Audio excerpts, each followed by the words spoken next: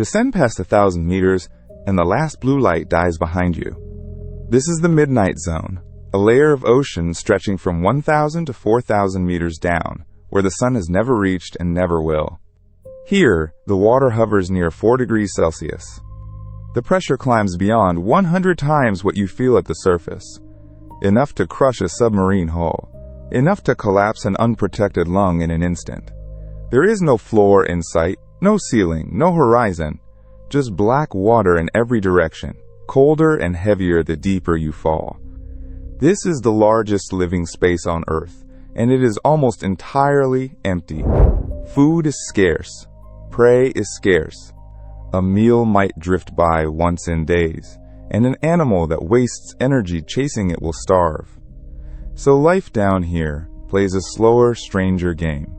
Creatures grow transparent bodies to vanish. They manufacture their own light. They wait, motionless, for hours. Everything about survival is rewritten by the dark. And it is in this crushing emptiness, 2 miles below the waves, that scientists found something that should not exist. We know sea slugs. We think we know them. They are soft, sluggish creatures that crawl across the seafloor, scraping algae and sponge from rock with a specialized rasping tongue. They belong to the bottom. They belong to the light-touched shallows and tide pools, where you might find them at low water. That is the rule. That is what a sea slug is. But at 200 meters, drifting freely in the open blackness, cameras captured an animal that broke every one of those rules. It did not crawl. It floated. It did not scrape food from stone. It hunted, capturing living crustaceans by closing an enormous hood around them like a trap snapping shut. Its body glowed. It could shed a piece of itself and leave it glimmering behind. For years, researchers could not even say what it was, or where it belonged in the tree of life.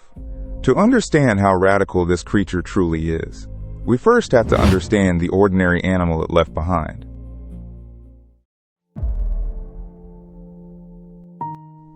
Start with the familiar. A sea slug, in the ordinary sense, is a shellless mollusk that spends its entire life pressed against a surface. There are thousands of species, from the neon-frilled nudibranchs of coral reefs to the drab grazers of temperate rock pools. Nearly all of them share one defining tool: the radula. The radula is a feeding organ found across the mollusk world, a flexible ribbon studded with rows of microscopic teeth, sometimes tens of thousands of them.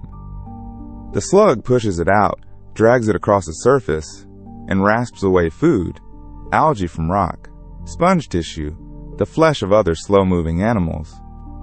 It works like a living conveyor belt of tiny hooks. Under a microscope, a single radula looks like a file, or a saw blade rolled flat. It is the reason sea slugs are, almost by definition, creatures of the bottom. They need something solid to scrape against. They need a floor to crawl along on a broad muscular foot, gliding on a trail of mucus, rarely rising more than a few centimeters above the substrate. Their world is two-dimensional. Their pace is measured in centimeters per minute. This is the blueprint that has worked for tens of millions of years. And this is exactly the blueprint the mystery mollusk threw away. It does not have a floor. At 200 meters, in the open mid-water, there is nothing beneath it but more black water for another kilometer or more. So it abandoned the seafloor entirely. It became a drifter, a swimmer, a creature of the open column, holding itself in the void the way a jellyfish does. And in doing so, it faced a brand new problem that no crawling grazer ever confronts. When there is nothing to scrape, when your food is not stuck to a rock but swimming freely through the dark, the radula becomes almost useless. A slug in open water needs to catch living, moving prey. It needs to hunt. How does a soft, slow, drifting animal solve a problem its entire lineage never had to face? The answer began to emerge only after years of patient watching, from robots hovering in the deep.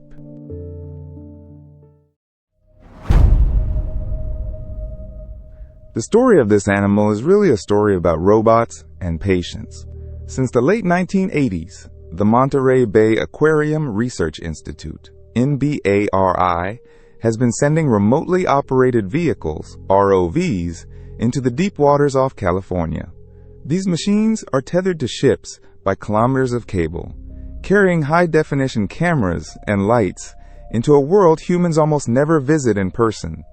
Over decades, MBARI's pilots logged thousands of dives, recording tens of thousands of hours of footage, and scattered through that vast archive were strange sightings.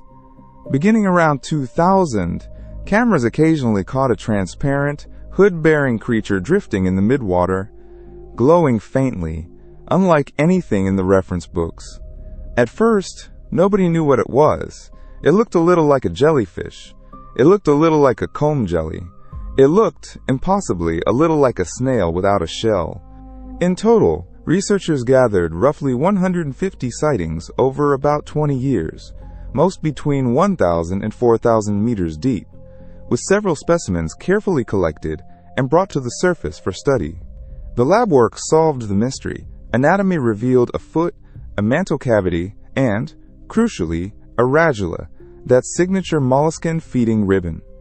This drifting ghost was a gastropod. It was a sea slug after all, just one that had reinvented its entire way of life.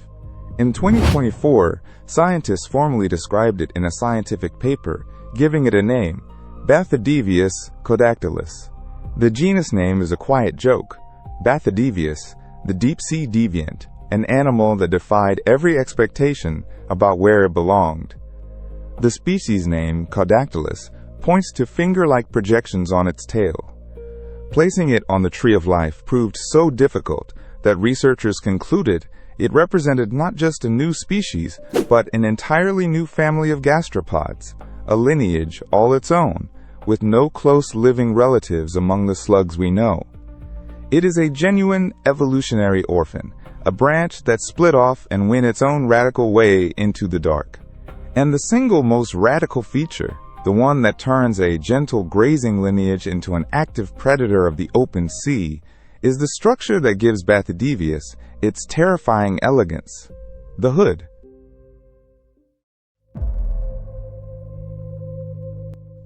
Watch Bathydevius drift, and at first it looks defenseless. A translucent, slow-motion balloon suspended in the black. Then, something swims too close. At the front of its body, the animal carries an enormous gelatinous hood, a wide, expandable membrane held open like the bell of a parachute or the gaping mouth of a fishing net. Compared to the rest of the body, it is huge, a delicate canopy of tissue that the slug holds spread wide as it hovers. This hood is a trap. When a small crustacean, a shrimp-like animal, blunders into the open mouth of that canopy, the slug reacts. The hood snaps shut, folding inward and sealing the prey inside. The comparison writes itself. It works almost exactly like an underwater Venus flytrap. The plant closes its hinged leaves on an insect. The slug closes its gelatinous hood on a shrimp. Neither one can chase. Both simply wait, then spring. And this solves the central paradox of a hunting sea slug. Bathydevius is slow. It drifts. It cannot possibly run down a darting crustacean in open water, where its prey can swim far faster than it can. A pursuit predator's strategy would be hopeless, so instead of speed, it uses ambush and geometry. By holding open a mouth far larger than itself and staying perfectly still, it turns patience into a weapon.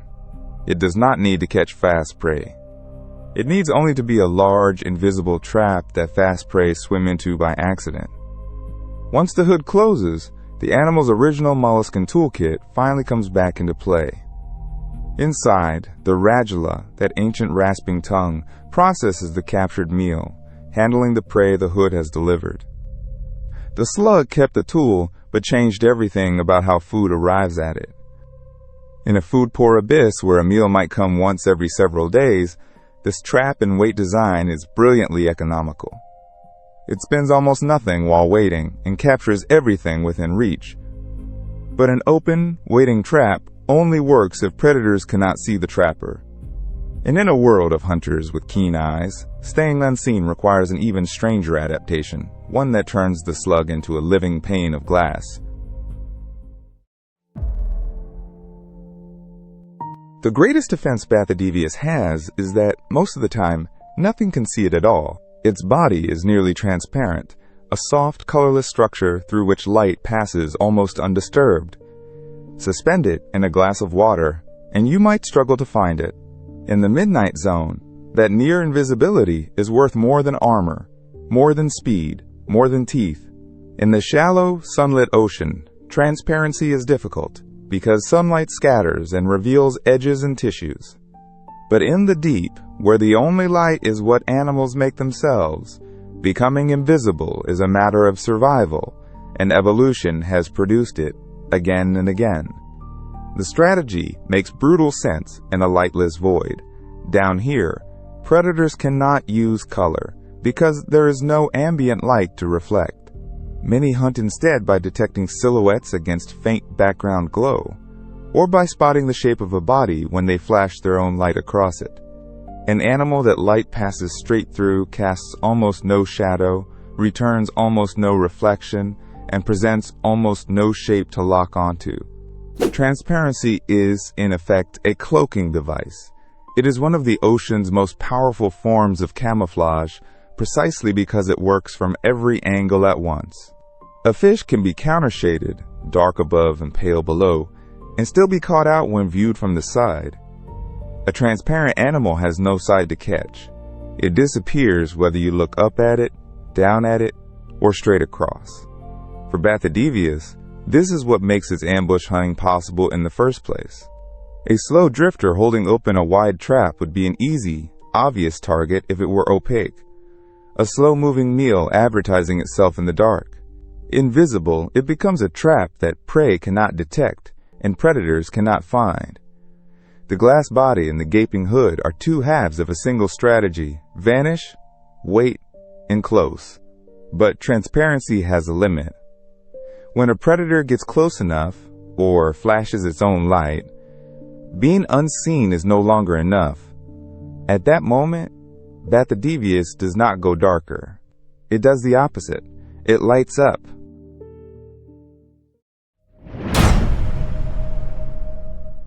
In a world without sunlight, the only light is the light you make yourself, and Bathydevius caudactylus makes it beautifully.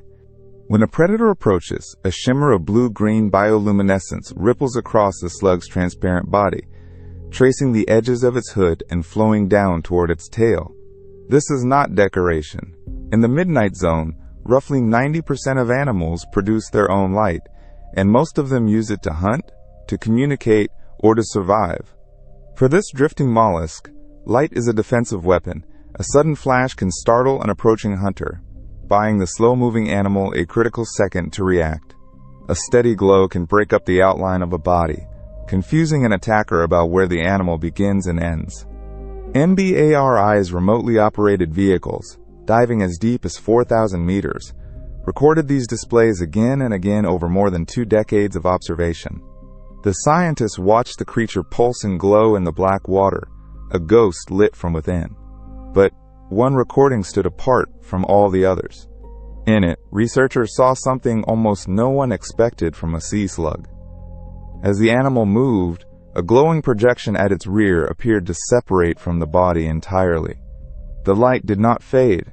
It kept shining, drifting away on its own, a small luminous fragment left behind in the dark while the slug continued forward. To the ROV operators watching the monitors, it looked deliberate. It looked like a decision, a single point of light, detached and abandoned, hanging in the water where a predator's attention might follow it. For an animal that cannot outswim almost anything, this was a startling revelation. The slug was not only using light to defend itself. It appeared to be sacrificing a piece of its own body, turning that glowing fragment into bait for the very hunters that pursued it. The question that followed was immediate and unavoidable. What exactly was that tail projection? How did the animal shed it? And what did losing a part of yourself really mean in a place where every calorie is precious and nothing is wasted? The answer lay in a structure the scientists named the caudal projection. The scientists called it the caudal projection, and it gave the animal its species name, caudactylus, meaning finger-like tail. It is a specialized structure at the rear of the body, tipped with cluster-like appendages that glow when the animal is threatened. What made it extraordinary was not its shape, but what the slug could do with it. The MBARI footage suggested the animal can release this luminous tail on demand, casting it off as a self-detaching decoy. In the biological world, this trick has a name: autotomy, the deliberate shedding of a body part to escape danger. It is one of evolution's oldest survival strategies.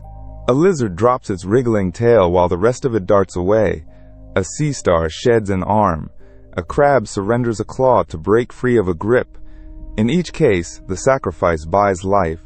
The predator seizes the discarded piece, and the animal escapes, poorer but alive. For Bathydevius, the logic is the same, but the setting transforms it. There are no rocks to hide behind, no burrows, no shadows to disappear into.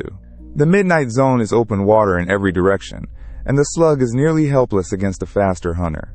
So it weaponizes the darkness itself. It releases a glowing lure into the emptiness, a bright, twitching morsel that pulls a predator's eyes and jaws toward the wrong target, while the transparent body drifts silently in the opposite direction, its light extinguished. The cost is real. Regrowing a specialized bioluminescent structure demands energy in a habitat where food is desperately scarce. An animal does not gamble a part of its own body unless the alternative is worse.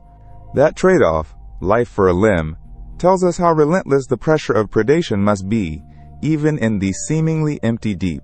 It reveals a creature shaped entirely by the threat of being eaten. And here a deeper pattern begins to surface. This sea slug is not alone in solving the problems of the abyss with strange, convergent tools. Across the deep, unrelated animals keep arriving at the same answers, especially when it comes to catching a meal in a world of hunger.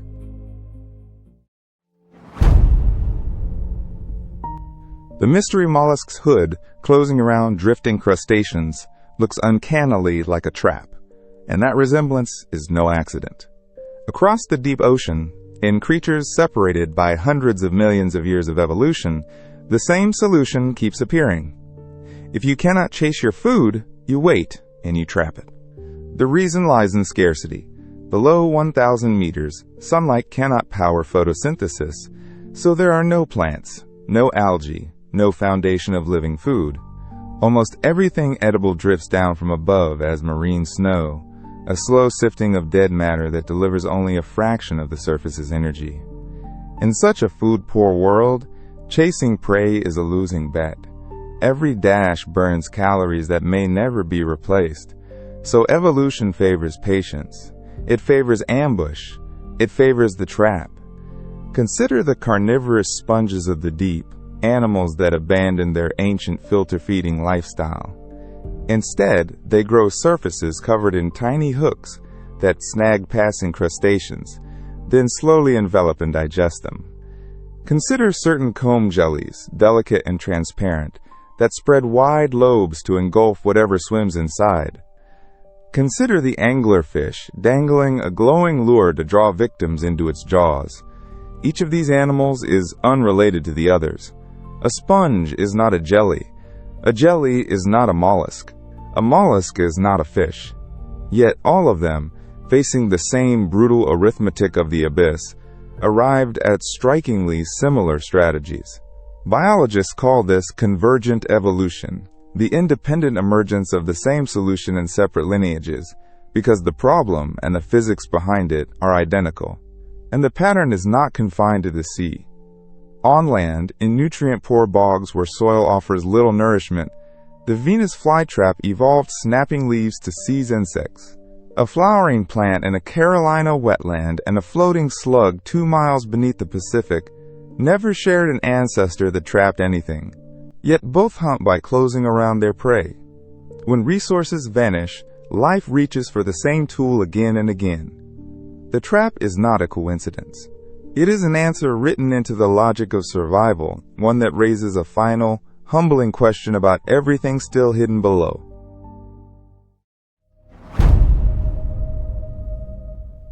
Bathydevius caudactylus was described in 2024, but the first blurry footage of it was captured decades earlier in the 1990s. That gap, 30 years between glimpse and understanding, tells you almost everything about how little we know of the deep. This is the largest habitat on Earth. The oceans cover more than 70% of the planet's surface, and most of that volume lies in permanent darkness, kilometers beneath the waves. Yet we have explored only a tiny fraction of it. By most estimates, less than 5% of the deep ocean has been observed directly. We have better maps of the surface of Mars than of our own seafloor. Every ROV dive, every hour of recorded footage from vehicles like those operated by MBARI, brings back images of animals no human has ever seen alive, and sometimes creatures no human has ever seen at all. The mystery mollusk drifted through the midnight zone for millions of years before we noticed it, and for 30 more before we could give it a name. How many others glow and pulse and hunt down there right now, entirely unknown to us? The deep is not empty. It is crowded with life we have not met. And the strangest lesson this single sea slug leaves behind is not about its transparent body, or its glowing decoy tail, or its Venus flytrap hood. It is about the deeper pattern those features reveal. A slug, a sponge, a comb jelly, an anglerfish, a flowering plant in a distant bog. None of them related. All of them facing the same relentless scarcity. All of them arriving at the same answers. Trap your food. Hide in transparency. Turn light into a weapon. Sacrifice a part to save the whole. These are not accidents. They are the recurring inventions of life under pressure, discovered independently, again and again, wherever the same problems arise. The deep ocean is the greatest and least understood laboratory on our planet, a place still writing its own catalog of wonders in the dark. And what it teaches us is this. In darkness, evolution repeats its best ideas.